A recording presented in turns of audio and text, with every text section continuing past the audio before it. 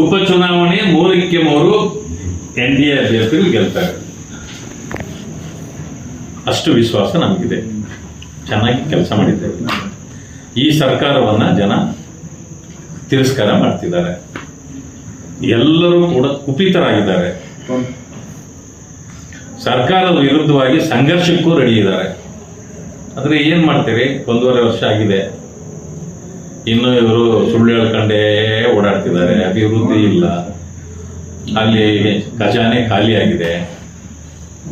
ಆ ಕಾರಣದಿಂದ ನೋಡೋಣ ಅನ್ಕೊಂಡು ಹೊಸದಾಗಿ ಬಂದವರಲ್ಲ ಅನ್ಕೊಂಡು ಸುಮ್ಮನಿದ್ದಾರೆ ಅಷ್ಟೇ.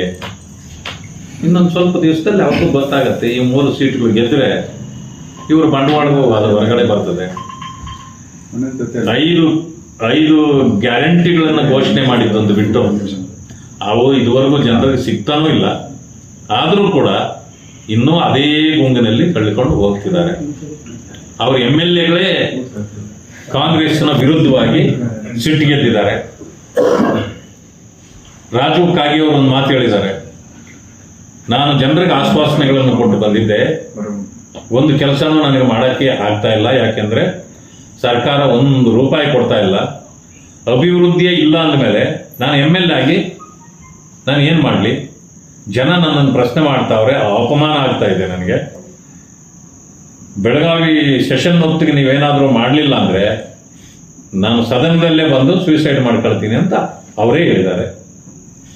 ಗ್ಯಾರಂಟಿಗಳು ನಿಲ್ಲಿಸ್ಬಿಡಿ, ಗ್ಯಾರಂಟಿಗಳು ಕೊಡೋದ್ರಿಂದ ಅಭಿವೃದ್ಧಿ ಶೂನ್ಯ ಆಗ್ತಾ ಇದ್ದೀವಿ ಅಂತೇಳಿ MLAಗಳು ಮಾತಾಡ್ತಾವ್ರೆ. ಚುನಾವಣೆ ಜಾರ್ಖಂಡ್ ಮತ್ತು ಮಹಾರಾಷ್ಟ್ರದಲ್ಲಿ ಇರೋದ್ರಿಂದ ಮಾನ್ಯ ಉಪಮುಖ್ಯಮಂತ್ರಿಗಳು ಏನು ಹೇಳಿದ್ರು DK ಶಿವಕುಮಾರ್ ಅವರು, ಇದನ್ನ ಏನೋ ಶಕ್ತಿ ಯೋಜನೆ ಅವೆಲ್ಲ ವಾಪಸ್ ತೆಗಿತೀವಂತ ದೆಹಲಿಯಿಂದ AICC ಅಧ್ಯಕ್ಷರು ಬೆಂಗಳೂರು ಓಡಿ ಬಂದ್ರು, ಕೈ ಮುಗಿದು ಕೇಳ್ಕೊಂಡ್ರು, 2 ಕಡೆ ಚುನಾವಣೆ ನಡೀತಾ ಇದೆಪ್ಪ, ಇದನ್ನ ಇವಾಗ ಏನು ಹೇಳ್ಬೇಡಿ, ಈ ರೀತಿ ಹೇಳಿದ್ರೆ ನಮ್ಮ ವೋಟ್ ಬ್ಯಾಂಕ್ ಎಲ್ಲ ಹೋಗ್ಬಿಡ್ತದೆ, ನಮ್ಮನ್ನು ಸೋಲಿಸ್ಬಿಡ್ತಾರೆ 2 ರಾಜ್ಯಗಳಲ್ಲಿ, ಚುನಾವಣೆ ಆಗುವವರೆಗಾದ್ರೂ ಸ್ವಲ್ಪ ತಡ್ಕೊಳ್ಳಿ ಅಂತ ಹೇಳಿ ಹೋಗಿದ್ದಾರೆ.